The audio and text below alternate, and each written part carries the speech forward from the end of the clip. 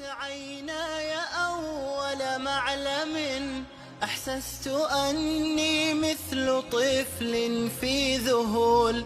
هذا قباء الخير أول مسجد وأساسه التقوى بنهج لا يحول. للمسجد النبوي أقبل خافقي في مشيه متعثر وجل خجول، فوقفت أبكيه على طلل له أواه لو أستطيع قبلت الطلول. يا باب روضته إذا فتحت لنا وكأنها الجنات تفتح للدخول، ما بين منبره الكريم وبيته